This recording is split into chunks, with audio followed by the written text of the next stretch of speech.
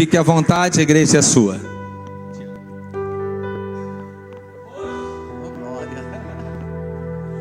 Boa noite, igreja. Graça e paz, amém? É um ponto positivo já ser IBR em Salvador, porque quando a gente está na nossa casa, né, na nossa igreja, a gente se sente muito à vontade. Quando você vem para um ambiente diferente, aí você começa a ficar mais travado. Então, como aqui é IBR, lá é IBR, então eu vou ficar super à vontade, amém? Glória a Deus. Eu sou o Felipe, casado com Meila, pai de Davi e de Miguel. E eu aprendi na minha caminhada que a coisa mais importante da minha vida, a coisa mais importante de uma caminhada pastoral, não é construir um ministério grandioso, mas é manter uma família de pé. O negócio está feio, gente. E a gente precisa guardar a nossa casa, a gente precisa guardar a nossa família. Então, quando você quiser saber quem é o seu pastor, quando você quiser saber quem é aquela pessoa que está à frente, olhe para a família dele. A família diz tudo quem ele é. Amém? Quando você me vê assim bonitão, sorridente, é só olhar para mim, amém? Glória a Deus. Amém. Vice-versa. Glória a Deus. Nem tô nervoso, né? Nem tô nervoso. É minha primeira vez ministrando aqui. Eu ministrei no GDA. E hoje é a primeira vez ministrando aqui na igreja. Então, eu vou devagarinho, igual Fusquinha velho, né? Pegando no tranco, e daqui a pouco eu vou descer a ladeira. E quando eu descer a ladeira, vocês vão entender. Vocês vão falar assim: o pastor já está descendo a ladeira. Amém? Mas eu queria que você ficasse de pé, em nome do Senhor Jesus, por um minutinho. Eu queria que você abençoasse a minha vida. Eu fiz um pedido para os pastores que estavam perto de mim antes de subir aqui. Eu falei: orem por mim, me abençoe. Eu queria que você me abençoasse para que hoje eu fosse a boca de Deus para a tua vida. Aqui tem muitas pessoas e cada um de vocês veio buscar uma resposta para algo que eu não sei, mas que Deus sabe. Vocês vieram buscar portas em situações da vida de vocês que talvez nem quem esteja do seu lado saiba. Talvez nem o seu marido saiba. Talvez a sua esposa não saiba. Mas o Espírito Santo de Deus, Ele sabe. E Ele pode hoje me revelar para entregar a você o caminho, para mostrar para você qual é a chave que você precisa usar para que a sua vida seja transformada, para que as coisas mudem. Eu peço que você estenda as tuas mãos e fala assim: Deus, que Ele seja. Fala assim: Deus, que Ele seja a resposta daquilo que eu preciso, não o que eu quero, mas que eu preciso ouvir e receber na minha vida. Amém. Eu agradeço a vocês. Amém. Pode se assentar. Abra a sua Bíblia no livro de Evangelho de João, capítulo de número 20. E cada pregador tem um jeito, né? Minha esposa fala que eu tenho um jeito meio peculiar para pregar. Eu abro a caixinha dos fios e vou desencapando um monte de fio. E deixo os fios desencapados da pregação toda. E lá no final, eu começo a pegar os fios e emendar. Então, se você não começar a entender alguma coisa, fique tranquilo, que lá na frente você vai entender. O problema é que não pode piscar nem olhar para o lado. Piscou e olhou para o lado, vai perder o fio que eu desencapei. E na hora que você quiser ligar, vai ligar o vermelho no preto, não vai dar certo, né? Aí vai dar curto-circuito, não vai ficar legal. Não vai acender a lâmpada. Mas se você ficar ligado, esperto, amém, olhando cada fio que vai ser desencapado aqui nessa noite, no final você vai ligar tudo, amém, vai sair daqui cheio da presença de Deus, amém? Evangelho de João, capítulo de número 20, verso de número 24. Glória a Deus. Diz a palavra do Senhor, no verso 24: Tomé, um dos 12, chamado Dídimo, não estava com eles quando Jesus veio.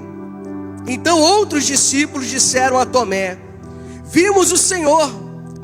Mas ele respondeu: se eu não vir o sinal dos pregos nas mãos dele, ali não puser os dedos, e não puser as minhas mãos no lado dele, de modo nenhum acreditarei.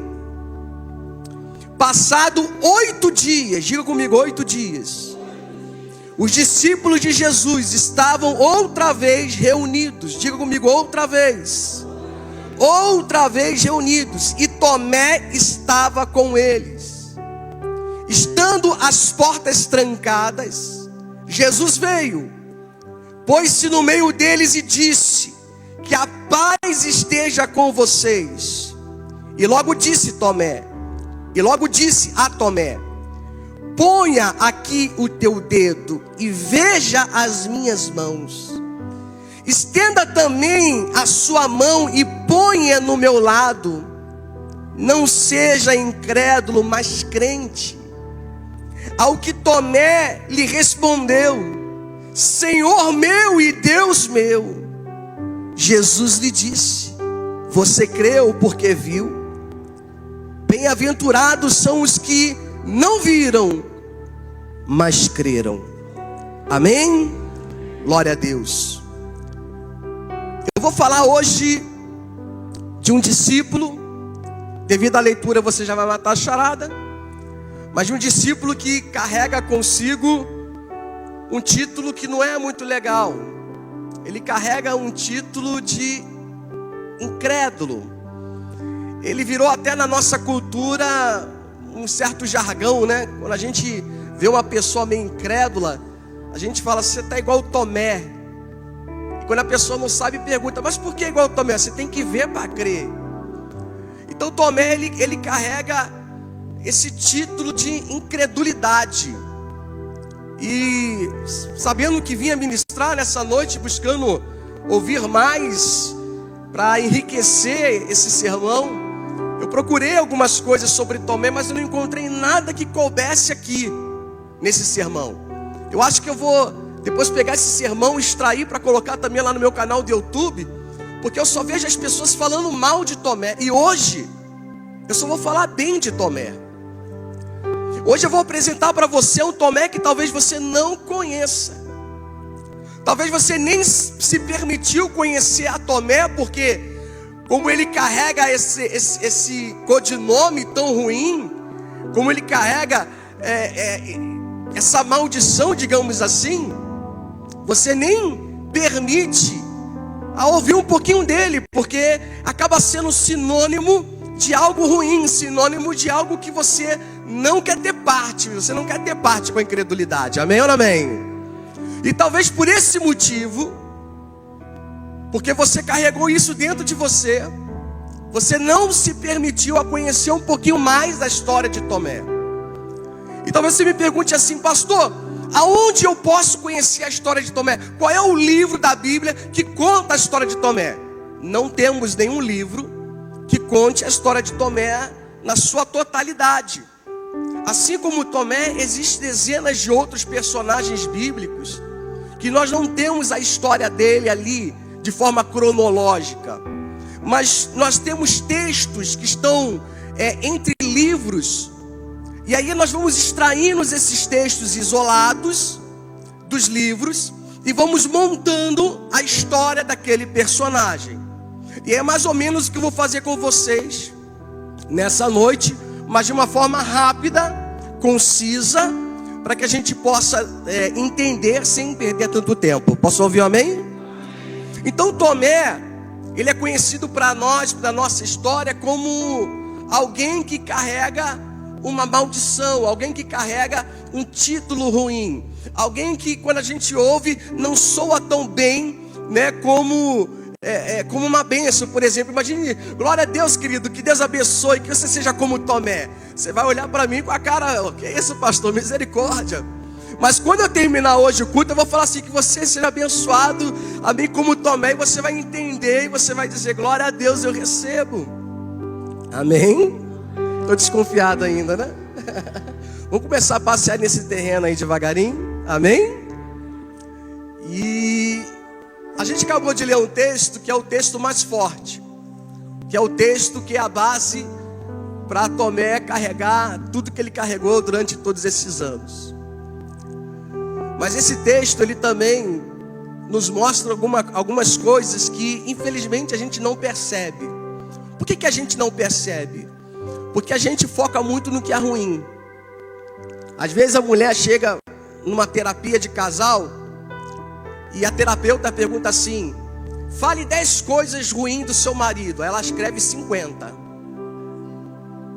Mas escreva 10 coisas boas do seu marido. Ela não consegue escrever 2. Mas será que aquela pessoa não tem coisas boas? Tem. Só que as coisas ruins que aquela pessoa tem, para aquela pessoa, para o cônjuge, ela se destaca mais. E as coisas ruins acabam neutralizando as coisas boas. E a pessoa foca só no que é ruim. Já estou entrando aqui na seara do meu pastor, né? Se você focar na sua esposa só o que ela tem de ruim, ainda que sejam poucas coisas, mas vai se tornar muito. E é exatamente o que a gente faz com Tomé sem perceber. A gente foca no que ele fez. A gente foca nesse fato de João 20, 28, quando Tomé diz que tem dificuldade em crer. Mas eu vejo nesse texto a posição de um homem de Deus.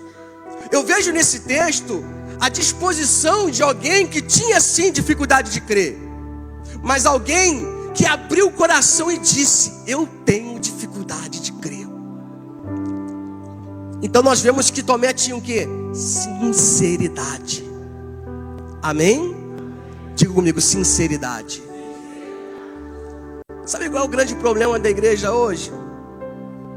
Nós não somos sinceros, nem com Deus e nem com nós mesmos. Porque nós temos dificuldade de crer. Mas quando o pastor pergunta, quando nós somos interpelados, quando nós estamos diante de um gabinete, para nós mostrarmos a nossa capa de cristão, de bom crente, a gente diz o quê? Não, eu creio. Você crê, irmão? Creio. Mas na verdade é que você não está crendo. Seria tão mais lindo, tão mais puro, tão mais precioso se você dissesse: pastor, eu quero crer no que você está falando. Eu quero crer que o meu casamento pode mudar, mas eu não acredito. No fundo do meu coração eu não acredito.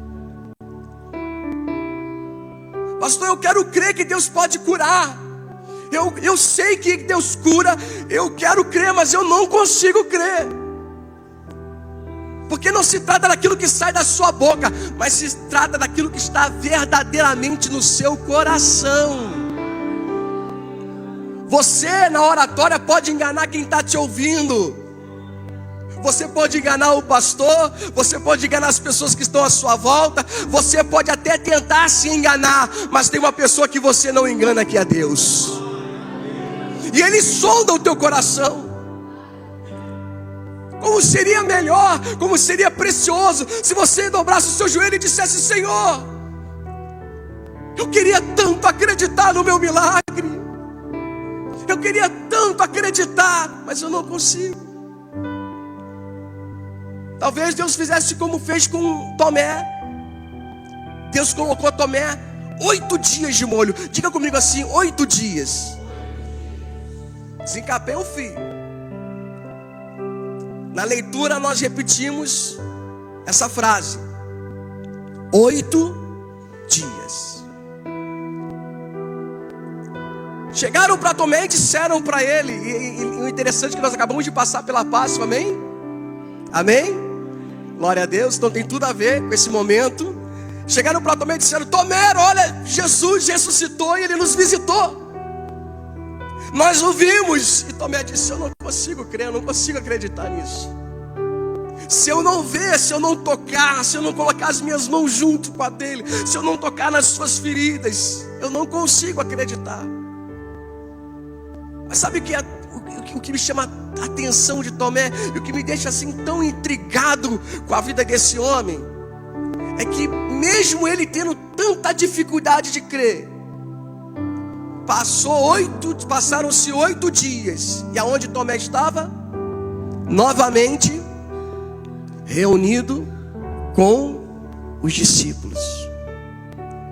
Tomé era um homem de caráter, ele não desistiu. Posso ouvir um amém? Ele tinha dificuldade. Ele era um homem visual. Eu vou provar isso para você aqui na Bíblia, em outro texto, em outro livro, em outra época, em outro momento, em outro contexto que não tem nada a ver. Nós vamos ver Tomé sendo um homem visual, dizendo: cadê o caminho, Jesus? Cadê? Me mostra. Porque ele era um homem visual. E quantas pessoas que estão aqui hoje não são assim também? Mas Tomé, passaram-se os dias, e é como se fosse de um culto a outro culto. Lá na Bahia a gente fala de 1 a 8, né, pastor? E aí vai ter culto quanto? De 1 a 8. Então a gente passa de 1 a 8, tá novamente os discípulos reunidos no culto, adorando, congregando, com as portas fechadas, porque era um tempo de perseguição, dias difíceis. Mas aonde estava Tomé? Estava dentro da casa, amém? Aonde estava Tomé? Aonde estava Tomé? Sabe qual é o grande problema hoje? Que as pessoas, quando passam problemas, quando enfrentam crises, elas saem de dentro de casa.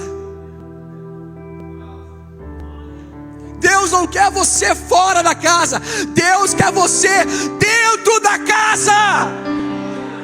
Pode aplaudir o Senhor.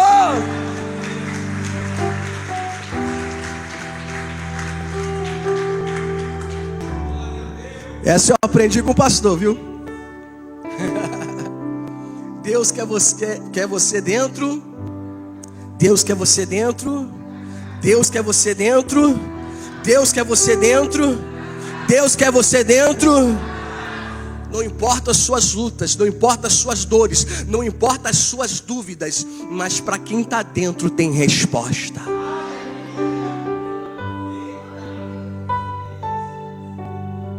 Quem está dentro tem resposta.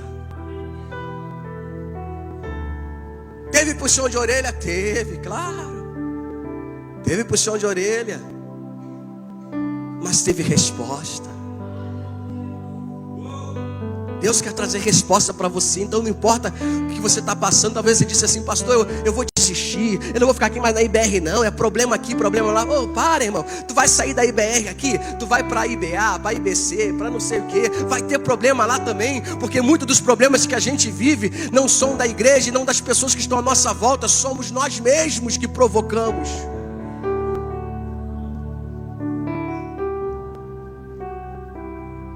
E a gente precisa entender que Deus quer falar conosco, e que a unidade é algo importante. Então Tomé pode ter tido dificuldade para crer, legal, teve sim, mas ele esteve do lado, ele não abandonou, ele permaneceu. Foram 8 dias dentro da geladeira, mas ele permaneceu lá. Talvez 8 dias até ouvindo de algum irmão dizendo: aí ó, ele não crê não. Talvez 8 dias de pessoas, como diz o baiano, no baianês, apertando a mente. Eu tenho que começar a mudar agora ainda, né? Ainda não consigo ainda mudar. Eu demorei tanto para transformar o carioquês no baianês, agora eu tenho que transformar, tá difícil. Mas lá na Bahia a gente fala apertar a mente. Quando alguém fica falando muito e a tua cabeça fica meio quente, como é que a gente fala aqui mesmo no Rio? Esqueci. Qual seria o linguajar? Então aprenderam, pronto, apertar a mente, para a gente não perder tempo nisso. Apertando a mente de Tomé, falando na cabeça dele o tempo todo.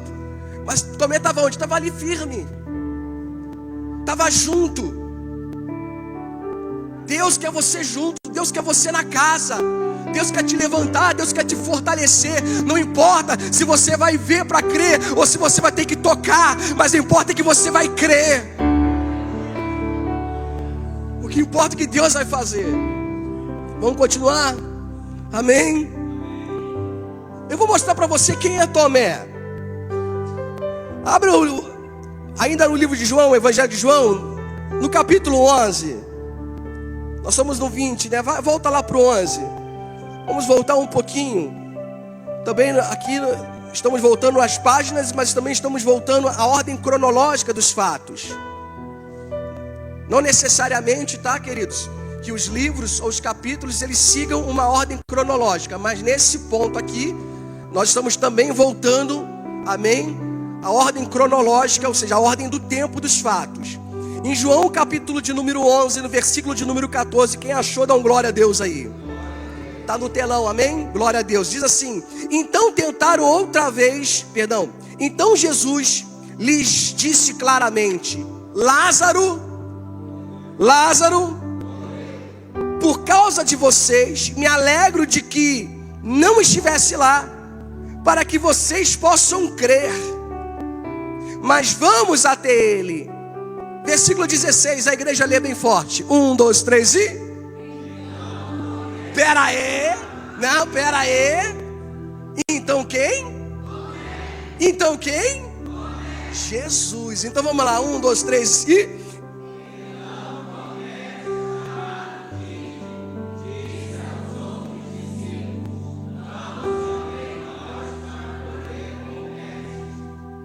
Posso ouvir um glória a Deus? Então quando Jesus vai ressuscitar Lázaro, ele diz assim: vou voltar e eu glorifico a Deus, né? Jesus falando: eu estou feliz porque vocês não viram, porque vocês vão crer, porque Jesus sabia a obra que ele ia fazer lá. E Jesus traz essa palavra para animar o grupo. Por que Jesus estava animando o grupo? Por quê?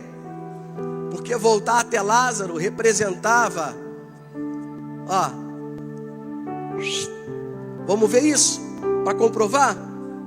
Volte mais um capítulo, vamos no capítulo 10, rapidinho, só um versículo, só para contextualizar. João 10:39. 10:39 diz assim, e o menino do telão é rápido, hein? Glória a Deus. Então tentaram outra vez prendê-lo, mas ele se livrou das mãos dele. Novamente Jesus se retirou para além do Jordão, para o lugar aonde João batizava no início, e ali, então Jesus estava com os discípulos num lugar de segurança, num lugar de comodidade. Agora Jesus precisava voltar, atravessar novamente o Jordão. Jesus precisava voltar agora e visitar Lázaro e fazer uma obra. Só que essa obra representava risco, e risco de perder a própria vida. E eu fico imaginando a cara dos discípulos ouvindo Jesus falar: vamos voltar, vamos lá em Lázaro. Eles disseram: Jesus está tão bom aqui. Jesus está tão bom aqui. Deixa eu falar uma coisa para vocês. Tem coisa que Deus faz na nossa vida que a gente não entende. Tem hora que a gente está tão num lugar de conforto na nossa vida espiritual, na nossa caminhada, que a gente se apega naquele lugar de conforto, a gente não quer largar mais. Você acha que eu queria largar Salvador para estar aqui? Não estou menosprezando o Rio de Janeiro, essa aqui é a minha cidade. Tá bom? Essa aqui é a minha cidade. Mas eu estava muito bem lá. Já falava o dialeto baianês. A igreja ama a gente, o pastor viu lá, esses caras eles são tremendos. Estava tudo tranquilo, estava tudo acontecendo. Aí começa a acontecer um monte de coisas ruins. Chega a minha transferência, depois eu passo por um racha. Começa a sair gente da igreja. Aqui toda hora a gente está vendo, está chegando gente, voltando gente. Lá eu estava perdendo gente saindo. Eu saí, ferirei o pastor e as ovelhas se dispersarão. Deus me tira de lá, né? Aí brincando como o pastor brinca de vez em quando, né? Os idólatras começam amém? E aí alguns se dispersaram. O pastor Felipe não está mais, tá? Como se eu fizesse alguma coisa. Eu não sou nada, eu sou ninguém. Mas infelizmente tem pessoas que agem dessa forma. Que a gente perdeu gente, depois passamos pelo racha, tanta dificuldade, tanta coisa acontecendo. Depois eu vim para cá e eu tinha um vínculo muito grande com um grande pastor aqui na região. Uma igreja até fisicamente falando maior do que a IBR. Só que as coisas começaram a mudar na minha vida, pastor Cristiano, quando eu comecei a priorizar o meu primeiro ministério. Quando eu comecei a entender, e minha esposa falando direto, Deus está trazendo para a gente um tempo de descanso. E a gente estava vivendo numa pilha, apesar de dizer que tudo estava muito bem, a gente estava muito feliz. Mas a gente estava, vivendo no carro de Fórmula 1, andando 300 por hora, passando em curvas perigosas e fazendo, acontecendo tudo ao mesmo tempo. E Deus estava falando: eu quero trazer vocês para uma outra situação. Eu quero trazer vocês para uma outra realidade. E aí, meu irmão, a gente não quer largar. A gente não quer largar. Deus está dizendo para você, talvez nessa noite assim: olha, eu quero mudar a tua vida, eu quero mudar o seu trabalho, eu quero reestruturar a sua família. Mas você está tão acostumado com o que você está vivendo que você não quer largar. Você não quer abrir mão. Deixa eu falar uma coisa para você. Se você é de Deus, e se você não ouvir a voz de Deus, Deus vai começar a chacoalhar esse barco para fazer aquilo que Ele quer fazer, porque Ele chacoalhou o meu barco. E eu sou marinheiro, e quando Ele começou a chacoalhar o meu barco, eu falei: opa, joga o leme para cá, vamos dá potência na máquina, e joga a onda para lá, opa, guina para cá o leme de novo, máquina avante, máquina ré, vamos surfar nessa onda. E Deus está falando: eu vou mudar esse negócio. Tem uma hora que eu falei: Senhor, parei de lutar, e eu coloco no teu altar, Deus, o meu Isaac. Se o meu Isaac é Atos, eu coloco ela no teu altar.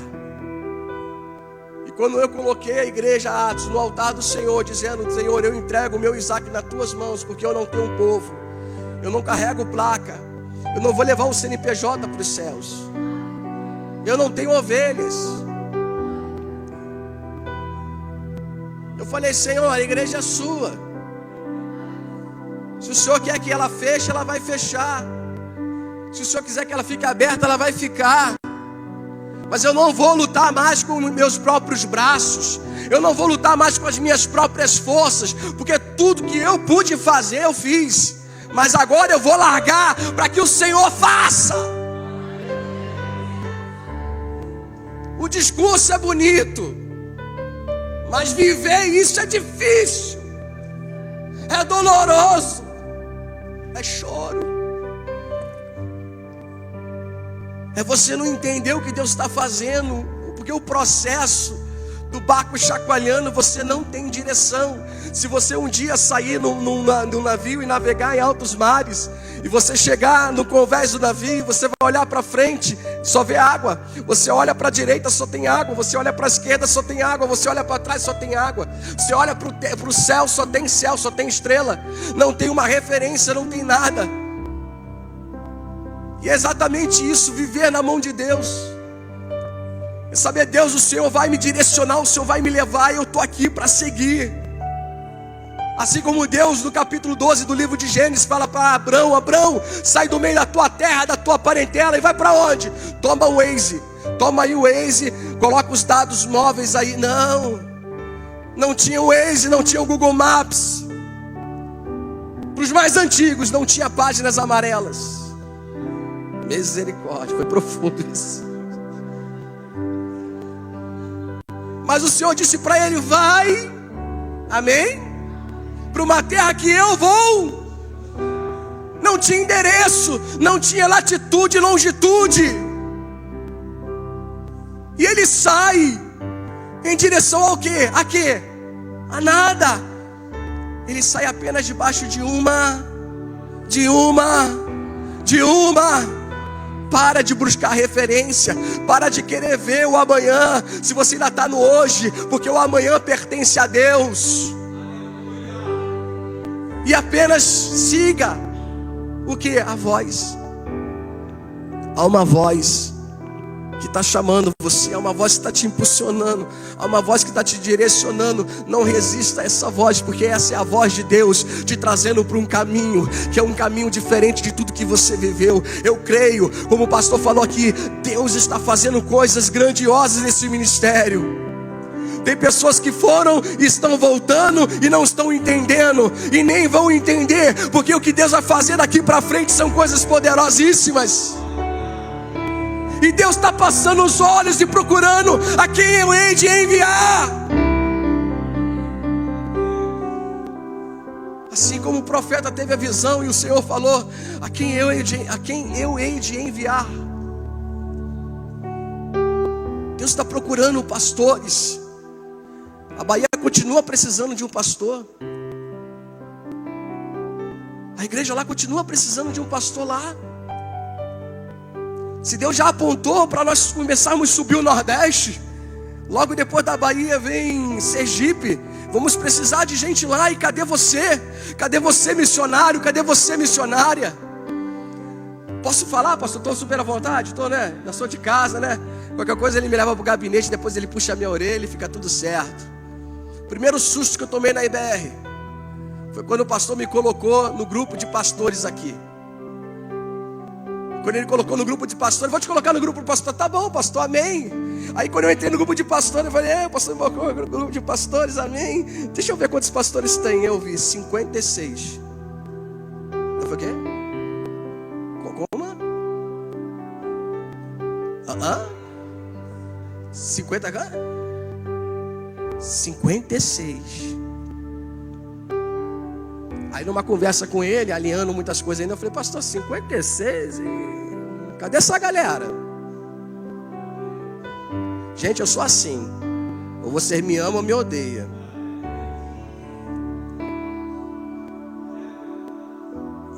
E não pode aqui olhar o meu esboço, não está no esboço não, viu? Eu falo que Deus toca. O homem está aí doido para abrir igreja. Cadê os pastores? Cadê os missionários que dizem assim, pastor, eu estou aqui, ó, eu quero, bota o meu nome, me envia, pastor está aqui, olha, como é que vai ser? Deus proverá, vai. Ah não, pastor, mas aqui eu tenho a minha loja. Ah não, pastor, aqui eu tenho o meu trabalho. Ah não, pastor, aqui é a minha família. Ah não, pastor, aqui é o meu cantinho. Deus vai chacoalhar barco aqui, hein?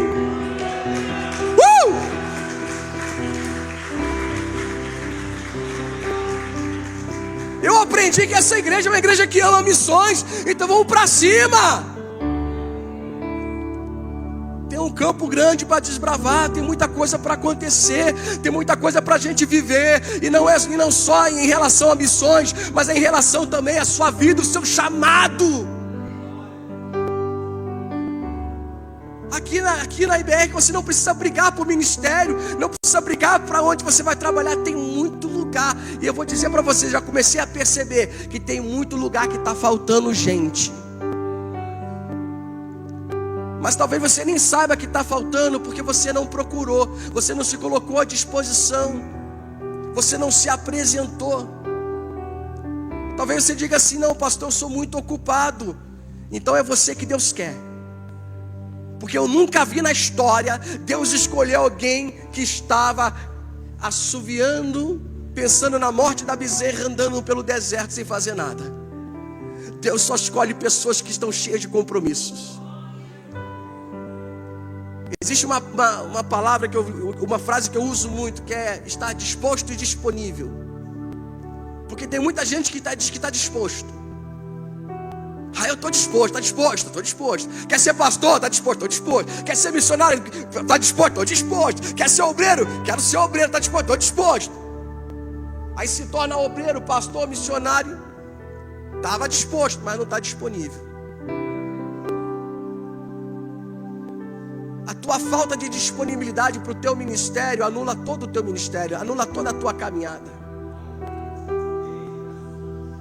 Ou você passa a estar disponível, ou Deus vai requerer das suas mãos aquilo que Ele te entregou. Porque nenhum talento que Ele entrega, Ele recebe de volta.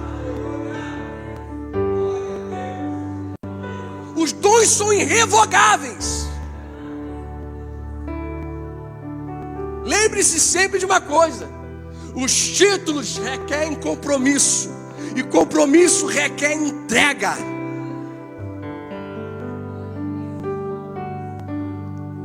Quanto você está entregando, o quanto você está colocando no altar, o quanto você está dizendo, Senhor, eis-me aqui. Deus não está procurando pessoas que façam com excelência, Deus está procurando pessoas que façam. Porque tem muita gente que diz assim, eu não vou fazer porque a Carol toca muito, velho. Não tem para, né? Realmente fica difícil, né? Mas não importa. A Carol toca muito, mas ela não pode tocar todo dia. Tem muito culto, tem muita coisa para acontecer, tem muita outra igreja que está abrindo, tem muitas coisas que você pode estar ajudando. É só você procurar, é só você caçar, é só você estar disponível e dizer, Senhor, eis-me aqui. Assim como o Dídimo falou, Tomé disse, Senhor, vamos voltar para morrer com Ele. Eu fico imaginando os discípulos tudo com medo, tudo com o rabinho entre as pernas, tudo cabisbaixo. Mas o Tomé, que para muitos é visto como um homem que não tem fé, é o homem que diz, eu volto para morrer com Ele. Pastor Cristiano está precisando de pessoas assim, que vão dizer assim: pastor, vamos lá morrer junto. Vamos andar de moto. Cheguei na terça-feira aqui, vim trazer Davi para a célula de adolescente. Tinha umas irmãs já ali na porta da igreja. Ah, voltou, né? Quer ensinar essa história dessa moto aí? Eu falei: misericórdia.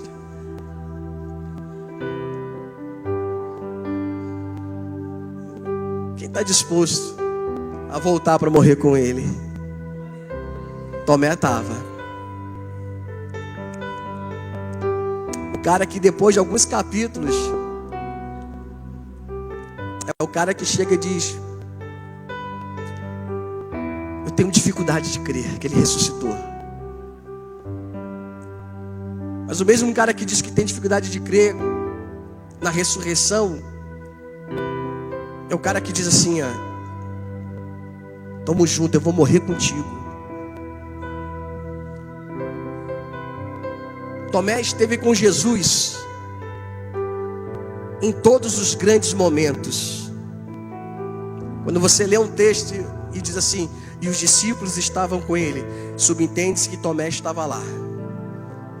No partir do pão, na multiplicação dos pães, na ressurreição da filha de Jairo, na cura da sogra de Pedro, na cura do lunático, quando o paralítico andou.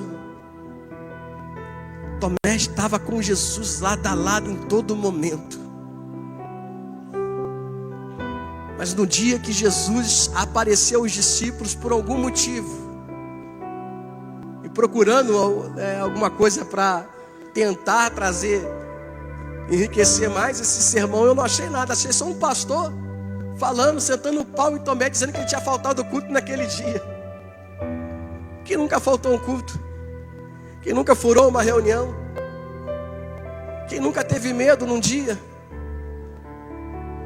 Quem nunca foi vencido por uma enfermidade ou por uma depressão, alguma coisa que te parou um dia? Querido, isso não vai tirar o seu valor, não vai te diminuir. Se você disser hoje: eu quero estar na casa, você vai estar na casa.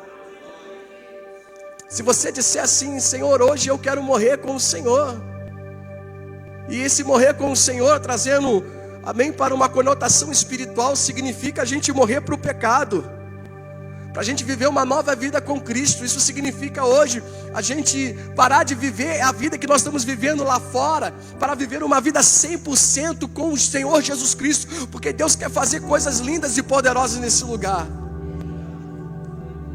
e Ele está procurando você. O Senhor está procurando você. Você jovem que está me escutando, no futuro não tão longe, vocês serão os pastores dessa igreja.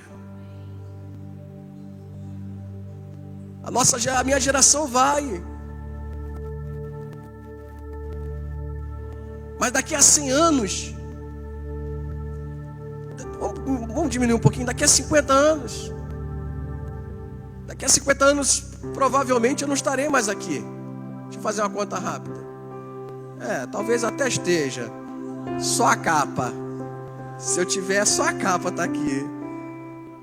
Não vou ter mais esse vigor. Quem é que vai estar ministrando com tanto vigor? Serão vocês, os jovens. Essa igreja vai mudar de lugar. Que isso, pastor? Essa igreja vai mudar de lugar. Porque vai chegar o momento que o pastor vai ter que botar 3 cultos no domingo e não vai comportar 3 cultos no domingo. Só os crentes falou glória a Deus. Agora uns crentes que está mais ou menos. Vamos melhorar esse glória a Deus? Essa igreja vai mudar de lugar, porque não vai comportar o povo aqui. Glória a Deus.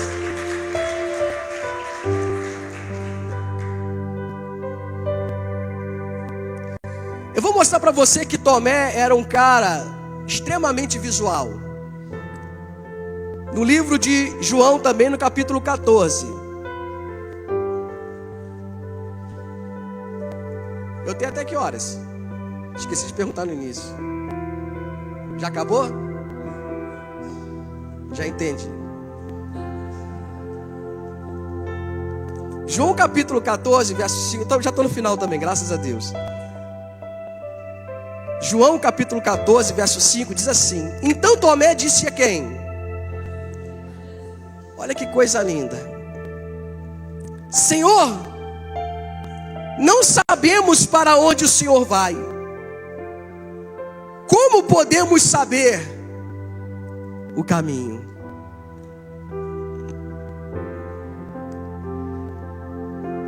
Volta ao versículo 4 para mim, para contextualizar melhor. Volta mais um. Obrigado. E quando eu for e preparar um lugar, voltarei e os receberei para mim mesmo, para que onde eu estou, vocês estejam também. Pulou? E vocês conhecem o caminho, e vocês conhecem o caminho para onde eu vou. Então Tomé disse, Jesus falou assim: olha, eu vou para um lugar, vou preparar caminho para receber vocês. E Jesus fala: vocês conhecem o caminho. Mas o Tomé, que era extremamente visual, que tinha dificuldade de transicionamento para as coisas espirituais, o que ele fala para Jesus? Dá para mandar o Waze aí, Jesus? Dá para mandar o link do Waze? Dá para escrever o endereço, mandar o CEP? Ele fala: Jesus, como é que eu vou saber o caminho? Então Tomé disse a Jesus: não sabemos para onde o Senhor vai, como podemos saber o caminho? Pode passar para encerrar. Jesus respondeu: eu sou o caminho, a verdade e a vida. Ninguém vem ao Pai a não ser por mim. Uma das maiores declarações do Evangelho se dá a partir da pergunta de Tomé. Não importa se você tem dificuldade de entender, está com dúvida, pergunte. Pergunta o que Deus quer da sua vida. Porque você acha que o Senhor pegou você lá do pecado, te lavou, te remiu, te transformou, te colocou sentadinho, bonitinho aí, só para você ficar aplaudindo, dando glória e viver a sua vida comum? Você acha que Deus colocou você aqui na IBR só porque o pastor Cristiano é legal? E ele disse que não é não, hein? Você acha que você veio para a IBR porque um amigo seu te convidou? Porque era cômodo para você, por algum motivo que seja? Existe o reino espiritual e nós precisamos atuar nele. Nós precisamos acordar. Porque eu quero dizer uma coisa a você: alcançar um trabalho abençoado, sustentar a sua casa, sua família, tudo isso é bênção. Conquistar bens, amém, glória a Deus. Tudo isso pode ser bom, agradável aos olhos de Deus. Mas essa não é a sua missão como filho de Deus aqui. Se você entender que você é um embaixador do Evangelho, e quando fala embaixador, eu preciso entender eu não entendo nada de política, mas só para você entender um pouquinho o embaixador é alguém que está em outro território que não é o dele, numa nação que não é a dela, buscando os interesses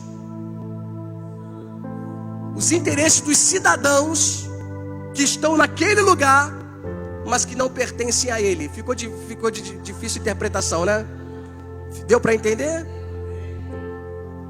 A embaixada no Brasil, para melhorar, porque eu sempre tenho alguém que não entende, é mais um filho desencapado. A embaixada do Brasil nos Estados Unidos é para quando você brasileiro for lá, perdeu seus documentos, foi assaltado, aconteceu alguma coisa, onde você vai recorrer aos seus direitos? Aonde? Na embaixada brasileira. E a embaixada vai repatriar você. O embaixador, ele é a maior autoridade naquele lugar para cuidar de você. Quando eu entendo que eu sou um embaixador dos céus, eu entendo, eu não pertenço a essa terra. A minha vida não é construir algo físico nessa terra. A minha missão aqui não é simplesmente povoar a terra, encher a terra de filho, ou comprar isso, comprar aquilo outro. Não. O que nós conquistamos aqui na terra, os nossos filhos são heranças do Senhor. Posso ouvir um amém? E o que nós conquistamos aqui na terra é para verdadeiramente o deleito do Senhor. Porque o crente, quando é crente, ele compra um carro, ele não comprou um carro para ele, ele comprou um carro para servir a Deus. Um crente que é crente, quando compra uma casa, a casa não é dele, é igual a casa do pastor, vive cheia de gente. Inclusive essa semana eu vou lá tomar um café. Glória a Deus, tô brincando. A nossa casa não é nossa, nosso carro não é nosso. Até a roupa que a gente compra, quem é pastor vai entender melhor isso ainda. A gente vai comprar uma roupa, às vezes você vê até uma roupa estilosa, mas tu fala, mas essa aqui não serve para eu pregar não. Essa aqui não serve para essa aqui não vai passar seriedade, deixa lá. Porque não é mais o que você quer. Você entende que existe um espírito dentro de você que ele precisa brilhar. Você precisa ficar apagado. Você precisa se ofuscar para que o espírito brilhe.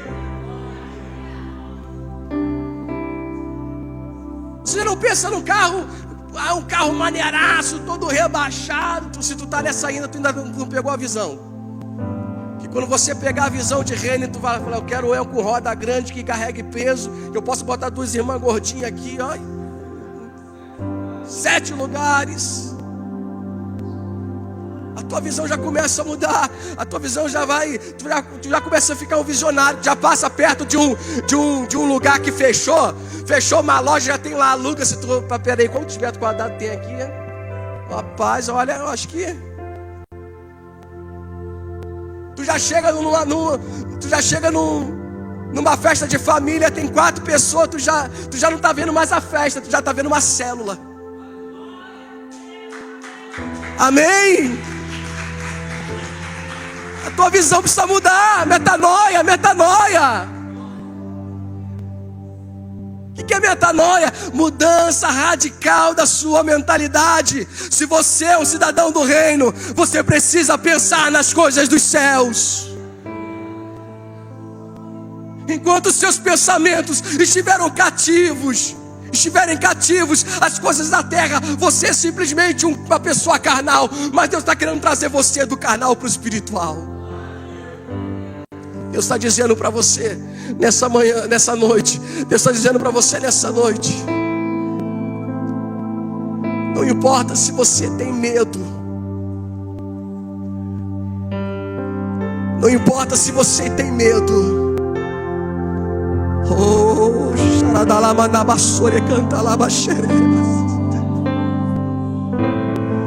fala para ele, Senhor, eu tenho medo do meu chamado. Talvez você diga assim, pastor, eu tinha um sonho tão grande de romper as nações. Eu queria pregar na África, na Malásia. Eu queria abrir igrejas dentro dos morros, pregar para os traficantes. Mas hoje eu estou parado. Deus quer ressuscitar sonhos nessa noite. Mais do que sonhos. Deus quer desembrulhar, Deus quer escavar agora a tua vida espiritual, porque tem talentos que você colocou lá dentro e você enterrou, e eles estão enterrados na tua vida já tem 20 anos. 20 anos de coisas que estão enterradas que você tinha. Uma visão tão missionária, uma visão tão ampla, um desejo tão grande de ganhar almas. Mas hoje você se pega preso às coisas materiais, você se pega preso ao seu trabalho, você não tem tempo para nada. E porque você não está disponível, o teu chamado está morrendo. Talvez nessa carta que você está segurando na sua mão hoje, pode pegar ela.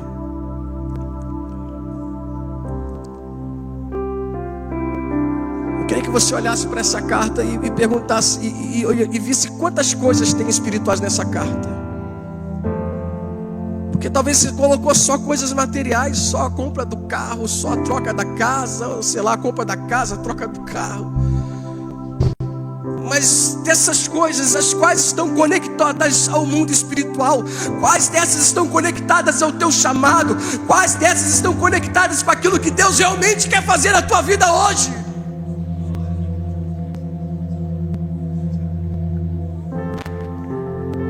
Você tinha um desejo tanto de ser um obreiro, mas hoje você vê tanta gente trabalhando e acha que não tem espaço para você. Deixa eu falar, filho, tem espaço para você sim. Tem um lugar aqui que é só seu. Deus está dizendo, vem para casa. Ah, pastor, sabe, tudo ia acontecer, mas veio a gestação. E eu disse, não, depois do primeiro filho eu vou. E aí veio o filho, cresceu o filho. E aí veio a escassez financeira, veio a pandemia, veio o segundo filho, veio isso, veio aquilo. E até hoje você não se posicionou para viver uma história tão linda que o Senhor construiu para você.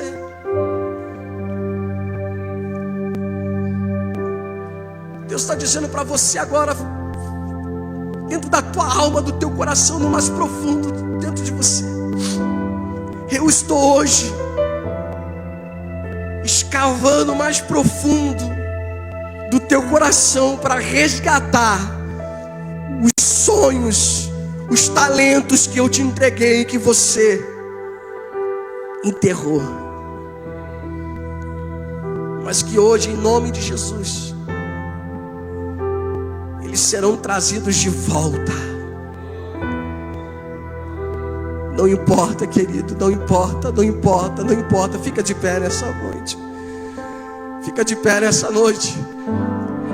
Eu quero dizer a você, não importa, não importa se você tem dificuldade. Deus quer você assim.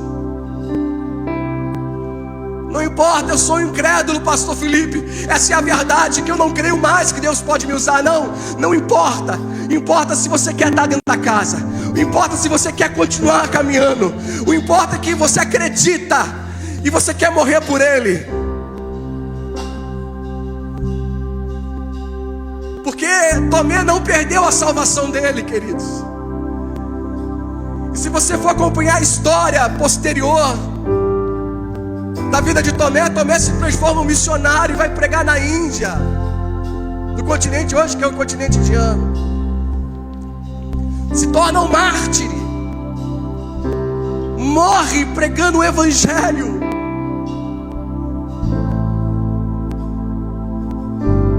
Um homem que disse, Senhor, eu voltaremos para ressuscitar Lázaro, voltaremos para morrer com o Senhor. Deus não precisa de pessoas que vestem uma capa espiritual. Aleluia, glória a Deus. Não, Deus não quer isso. Deus quer coração sincero. Deus não quer pessoas que preguem com eloquência. Não, a eloquência vem com o tempo. Você está me vendo pregar aqui, de repente até pensando, e o menino fala até direitinho. Ah, meu irmão, são 20 anos falando. Não é mérito meu. Primeiro é unção. Primeiro, unção. Segundo, devoção. Primeira vez que eu fui pregar e a minha formação acadêmica, pastor, tenho muito orgulho de falar, eu sou doutorado. Amém, igreja? Sou doutorado no 3º vagão do trem ramal Japeri Santa Cruz. Lá eu fiz meu doutorado e a pós-graduação em Evangelho. Primeira vez que eu preguei o Evangelho, primeira vez que eu abri a minha boca para pregar o Evangelho em um lugar público, não foi dentro da igreja, foi dentro de um vagão do trem, segurando a chupetinha. Quando eu entrei no trem a primeira vez, vou contar isso aqui rapidinho. Entrei no trem a primeira vez, ouvi os crentes pregando, cantando. Eu falei, misericórdia, será que isso é de Deus? O povo doido para dormir, os crentes, aleluia! Eu falei, será que esse negócio é de Deus? Primeira semana eu fiquei lá atrás. A segunda, eu já caminhei um pouquinho para perto. Quando eu fui ver, eu já estava no meio dos crentes. Porque crente que é crente anda no meio de crente. Crente que é crente está na casa, amém? Aí um dia eu estava lá segurando a chupeta, o trem balançando. Irmãos, foi a melhor e a pior decisão da minha vida. Quando eu olhei para o lado, o irmão olhou para mim e falou, o senhor está com a oportunidade. Eu falei, meu Deus do céu.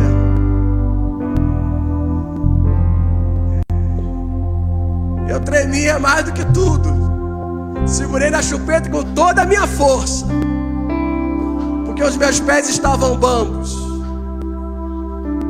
Mas a minha voz bradou naquele trem e eu falei do Senhor Jesus pela primeira vez. Eu carrego as experiências desse ministério do trem na minha vida dentro de mim. Eu carrego essas coisas vivas até o dia de hoje.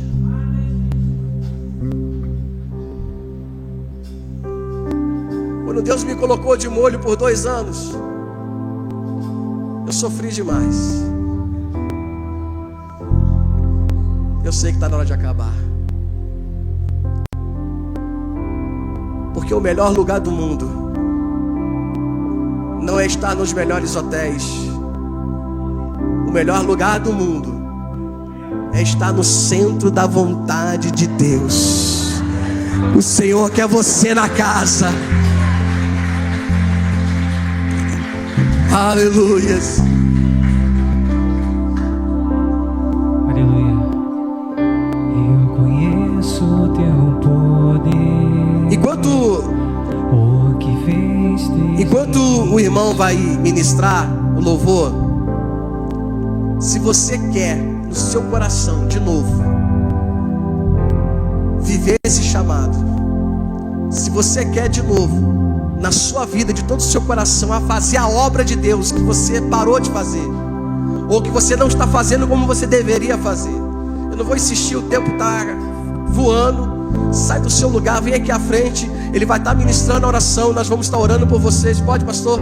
Nós vamos estar orando por vocês, impondo as mãos, liberando.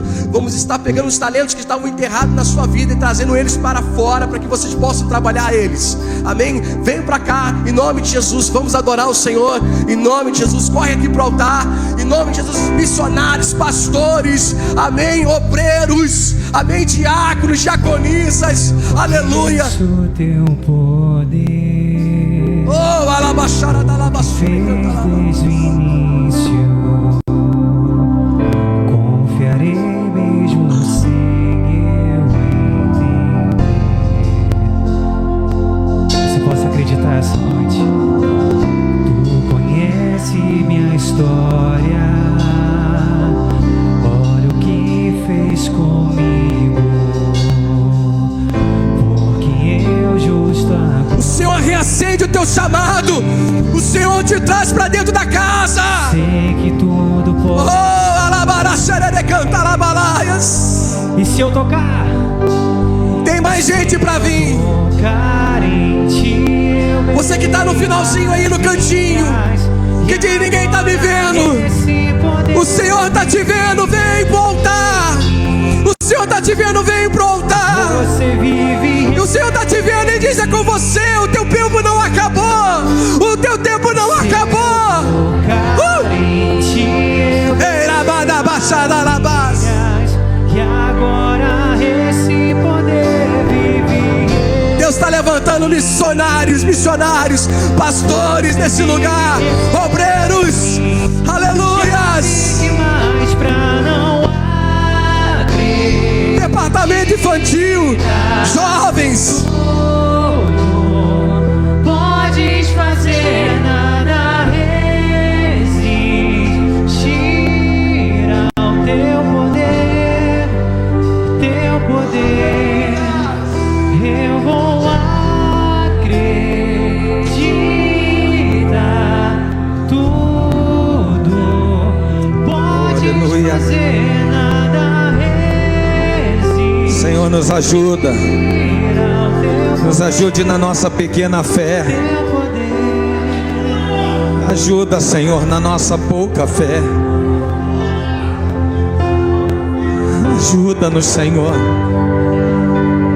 Ajuda-nos, Senhor. Porque todos nós ouvimos essa palavra e nos identificamos sim com Tomé. Como disse o teu servo antes de pregar, antes de iniciar o sermão, todos nós temos, Senhor, pouca fé, pequena fé. Ajuda, Senhor, na nossa incredulidade. Nos ajude nas nossas dúvidas. Nos ajude, Senhor, a crer mais em Ti, mais em Ti. Nos ajude, Senhor, a fazermos uma entrega total. Não apenas um pouco do nosso tempo, mas tudo. O Senhor merece tudo, tudo, tudo. E nós, Senhor, negociamos isso o tempo todo, porque estamos cansados, porque trabalhamos muito, porque temos muitos compromissos. Ajuda-nos, Senhor, perdoa-nos, perdoa-nos nessa noite. Eis aí, Senhor, os teus filhos aqui no altar, Senhor. Renova a fé dos teus filhos, renova as forças deles, traz eles de volta para dentro da casa, Senhor. Traz eles de volta para casa, Senhor. Que eles não fiquem do lado de fora, mas que ainda na pequena fé eles continuem temendo ao Senhor e sabendo que o lugar do crente é dentro da casa. Ajuda, Senhor, abençoa-nos em nome de Jesus. Eu consagro essas cartas ao Senhor. Eu peço a Ti, Senhor, respostas. Mostra-nos o caminho, como disse Tomé. Mostra-nos qual a Tua vontade para essas cartas. Aqui estão os nossos sonhos, os nossos projetos. Colocamos todos eles diante do Senhor e pedimos a Ti, faça para que o nome do Senhor seja engrandecido. Faça não porque nós merecemos, porque todos nós somos totalmente dependentes da Tua misericórdia, mas faça para que o Teu nome seja glorificado em nome de Jesus. Amém, amém e amém. Aleluia.